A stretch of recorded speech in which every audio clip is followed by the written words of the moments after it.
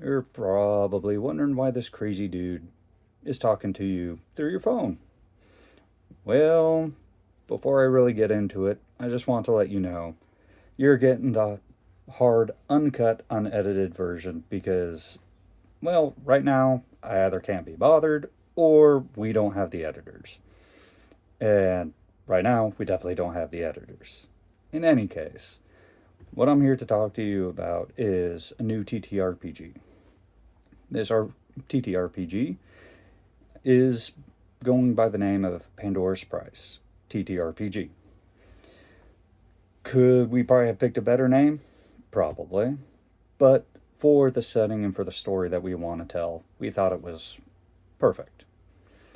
And I can't really talk about the game without first kind of giving you guys a little bit of a history. It all started back about 17 years ago, plus or minus a year. And as a kid, I would like to play Legos with my siblings. And we were really bad about remembering where all the hands, arms, and heads for the little Lego people went. And so we improvised a lot.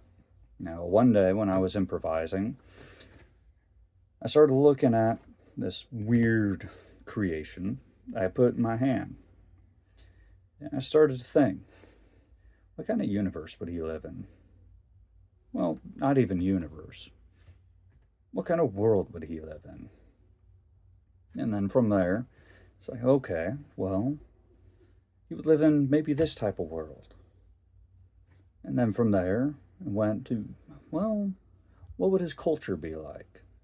And I started writing stories. And as you can imagine, a 11, 12-year-old kid, give or take a few years, they were really bad.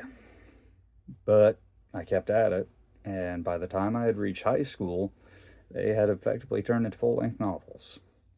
And I started getting into various types of TTRPGs. I tried, well, the classics, Dungeons and Dragons, GURPS, Gamma World, um, Carbon 2184, just end up naming a few.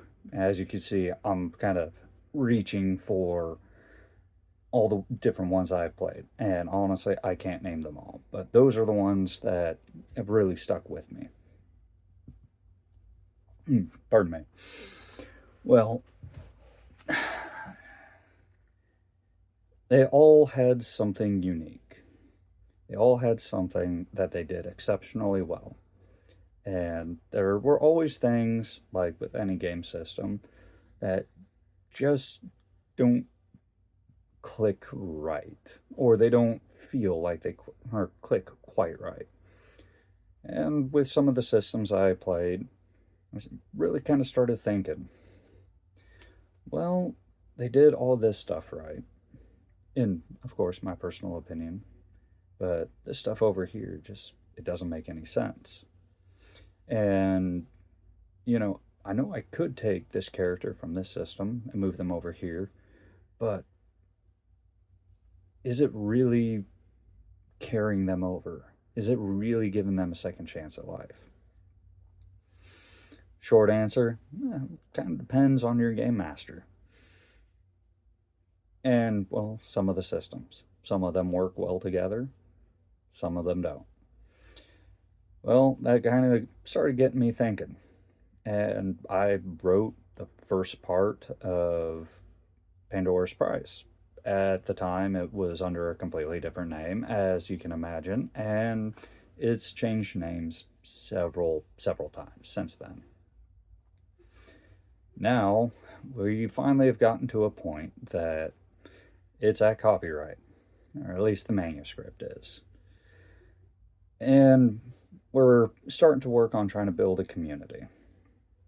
We're trying to end up bringing people in that might end up liking it.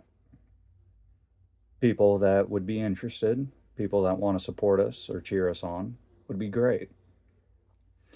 Well, before I get into any details about the game or the concepts that we're playing with, let me just finish up with a quick bit of history from Pandora's Price.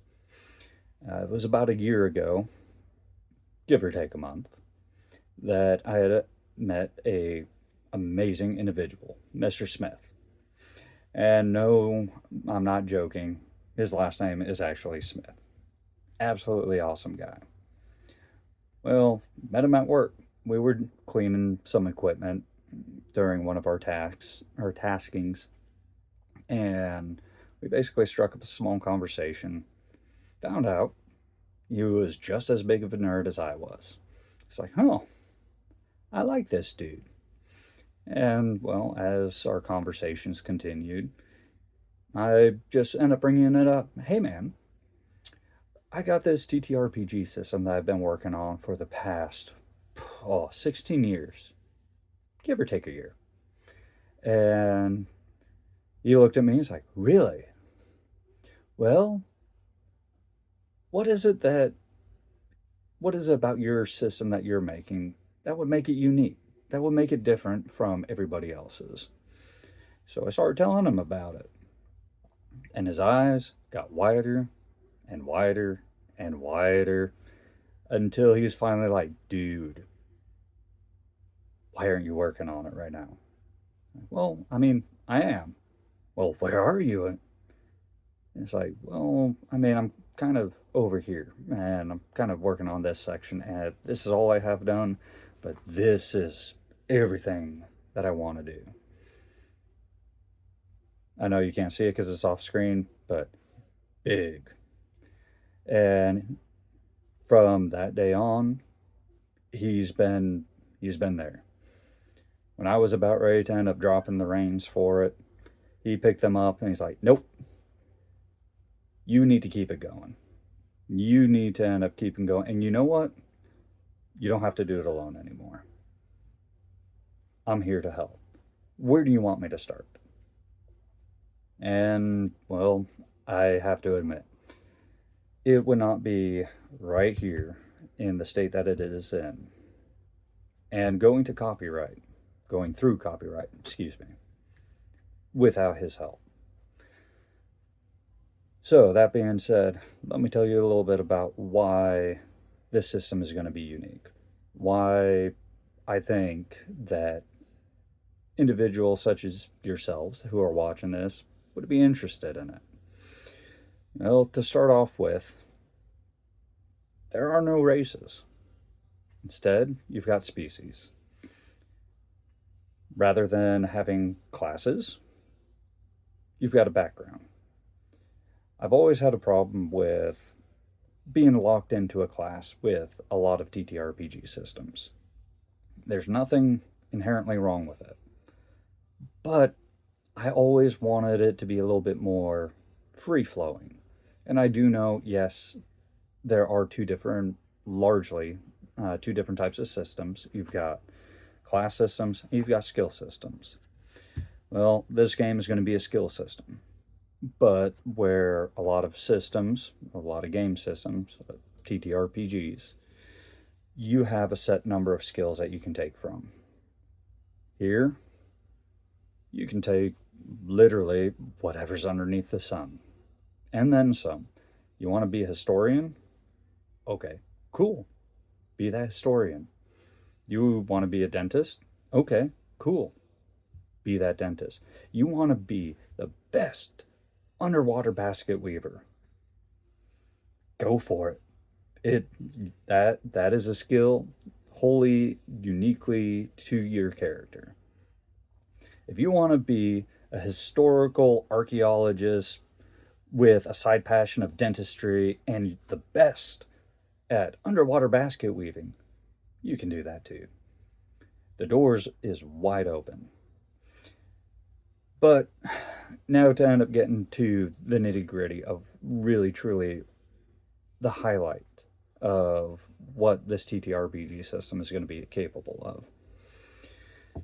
When you end up making your character, the intent is you don't just make your character. You make your species. And I hear you yelling at me, Well, GURPS does that. Yes, but they don't do it like this.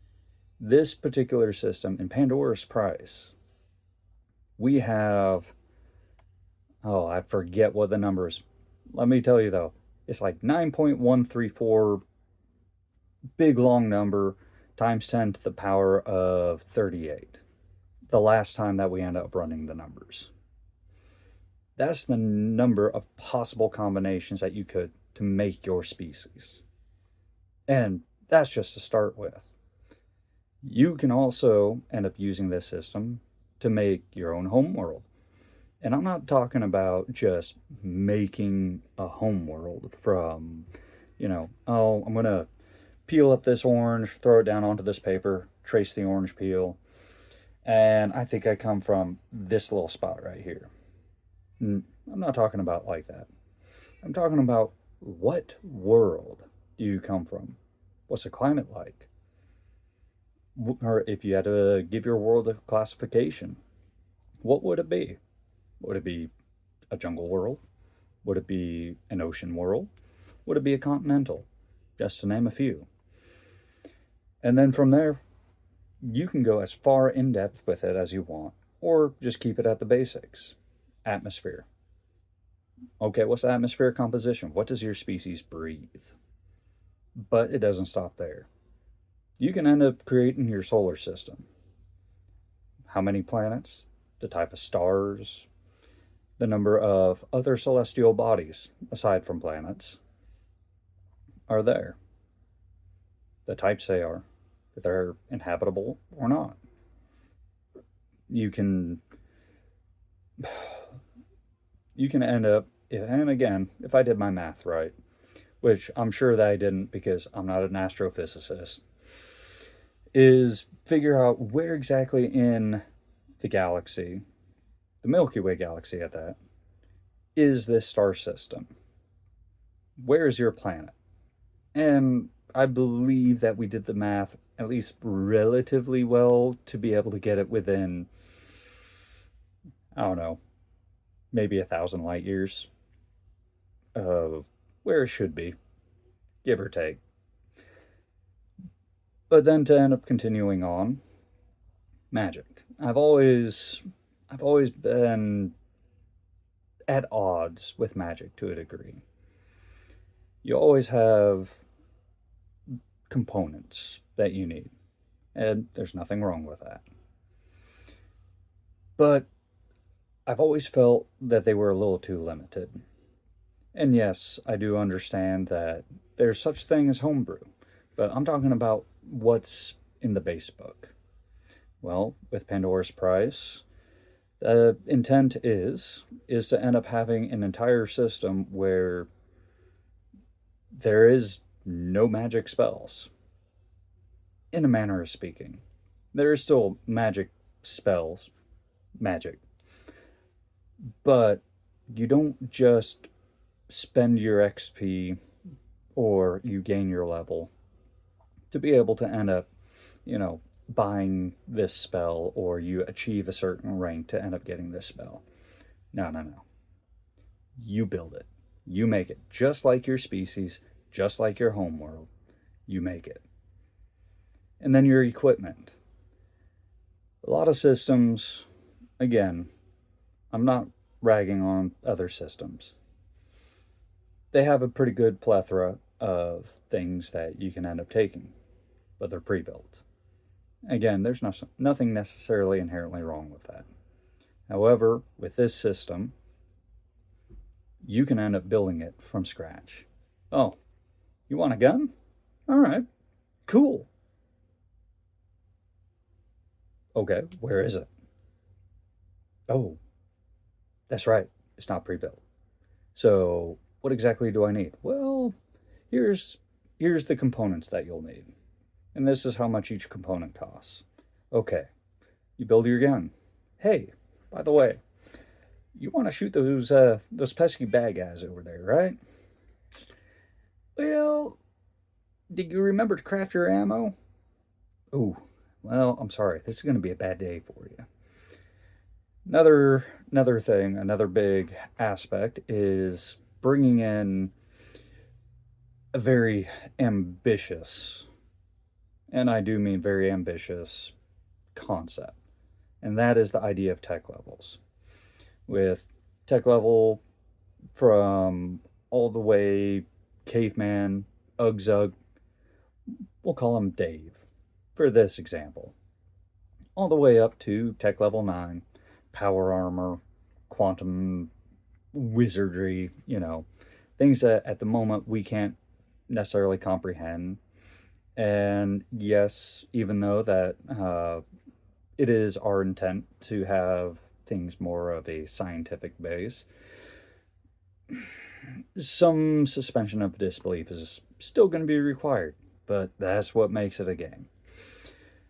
So we're going to call the guy who's tech level 9, Bob. Bob decides to go to this planet, and he runs into Dave. Dave has a sharp spear made out of wood, covered in a loincloth, if Bob is lucky, and maybe a piece of bone attached to the end of this stick. He's got a very primitive spear.